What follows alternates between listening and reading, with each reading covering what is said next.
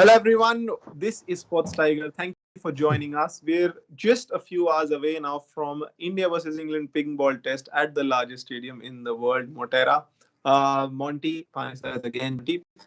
There's been such a great build-up for this match because it's the largest stadium in the world, 110,000 capacity. What must it be like to stepping out in that stadium in front of so many people, such a huge. Yeah, look, I think it's great to see that India is one of the biggest stadiums in the world. I think it comes third. I think there's another one in and then one in Michigan in America, which is about 113,000. So I don't know how the Indian fans will react by missing out second place just by 3,000. I know everything in India, they like to be at best at everything, but this is great news for, world cricket. Having a large stadium like this. When I went out for a Boxing Day test match, thinking, wow, this is a huge stadium, 100,000. And it's great to see that we've got another stadium in cricket, like in Ahmedabad, which is 110,000. So this is great for the game. It gets people talking about cricket, which we want. There has been a lot of talk and a lot of build up because there are so many changes that have been brought up. No floodlights, there'll be LED lights, no pillars in the ground, so no blockades. First up, let me pose this question to you. There's also a lot of talk about the playing combinations of both sides because now we know that this will be different from the Chennai pitch. It won't be a square turner. We won't know how it would play because the first match in the stadium on this pitch. First, let's talk about England. What is the combination that you're expecting from them? How many spinners, how many seamers, what batsmen are they looking to play? What is the combination you're expecting?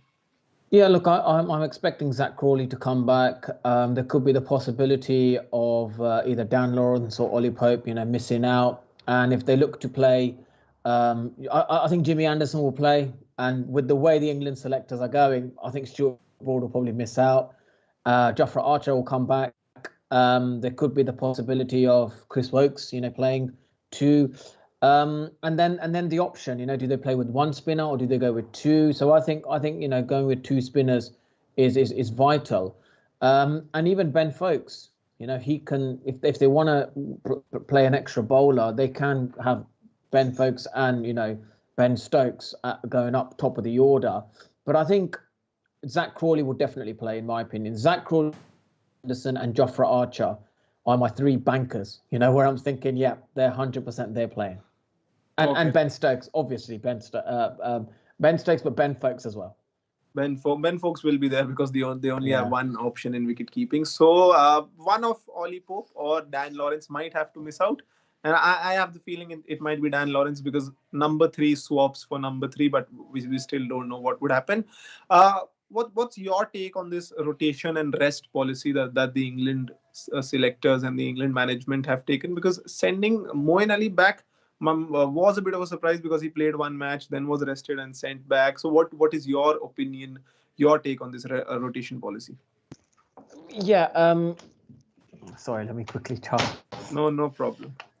Okay. Yeah. I think with the rotation policy, I think it's the last time we're going to see Jimmy Anderson and Stuart Broad play together. Let's be honest. I don't think that's going to happen again. And if it does happen, it probably be in Australia.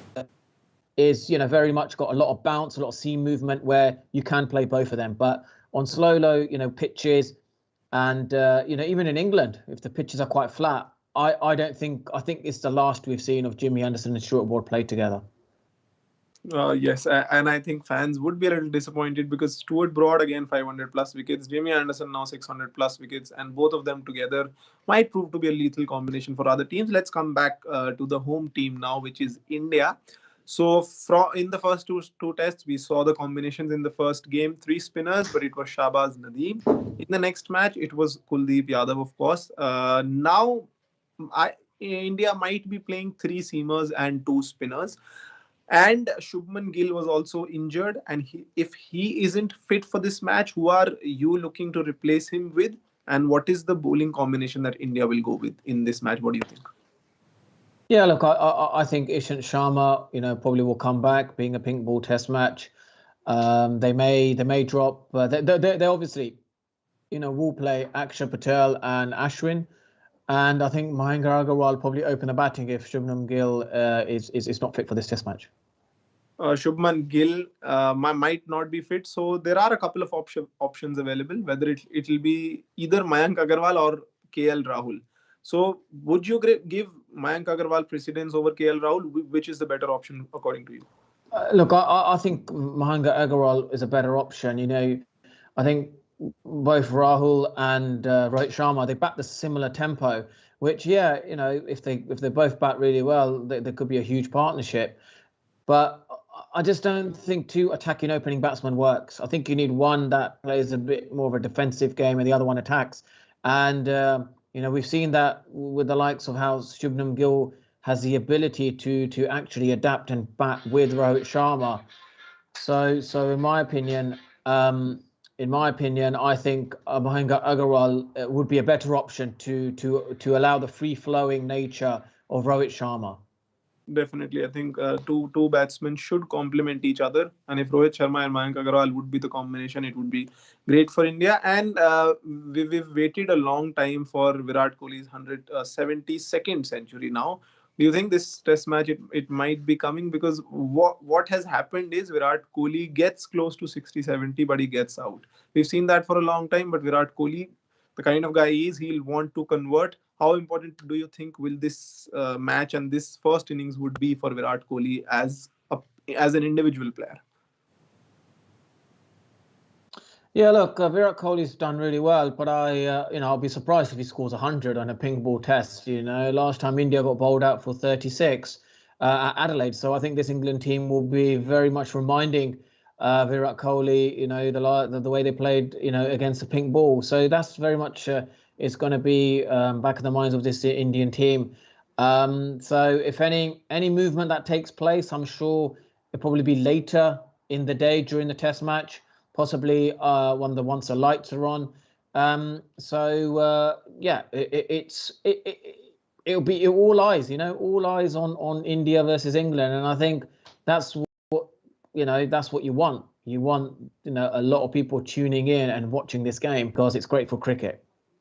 For sure, I think for sure. And if we talk about the England combination again, if we go back to it, if there's a tinge of green on the pitch, as we've seen in the last few days, on 20th Feb, the layer was cut down, but there was still a tinge of green. If that green is left on the pitch, do you think England will go towards Dom Bess and how effective he can be on a slightly green pitch?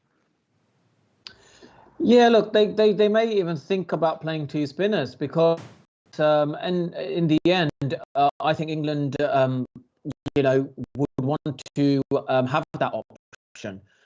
But if they have to play one spinner, it'll probably be Jack Leach, and they may go for that extra seamer, knowing that it's possibly only two sessions where the spinner is kind of effective, and there'll be that one session where everyone's talking about it under the lights. I think the seamers will come into play, and that Joe Root may go to his strength, which is play an extra seamer. I personally think they might play three seamers, two spinners, and six batsmen. That will make 11, of course. And what do you think about Ollie Stone? Should he be sustained in the 11? Should his run be prolonged, or you would straight away get James Anderson, Jofra Archer, and maybe the more experienced Chris Woakes back into the side? Yeah, look, I would go with Jimmy Anderson, Chris Woakes, and Jofra Archer. I would definitely give Ollie Stone a rest.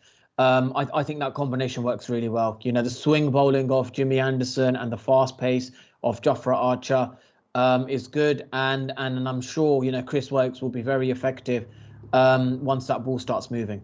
For sure, I think in the twilight session, Chris Woakes might come into play. For now, in the first two tests, England haven't played Chris Woakes because you need someone to hit the deck hard, and Ollie Stone has done that really well. He has also got the pace. So Chris Woakes, James Anderson, and Jofra Archer might be the combination because of the pink ball in particular. And for India, I personally think it will be Ishant Sharma, Jasprit Bumrah, and Mohammad Siraj plus Ravi, Chandran, Ashwin, and Akshar Patel. That will be my bowling combination. And just a few hours away, TM 24th February, India versus England, third test. both teams fighting for a berth in the finals of the World Test Championship against New Zealand. Lovely chat with Monty again. Love talking to you. Always great getting insights into the game from one legend of the game. We'll see you again, of course.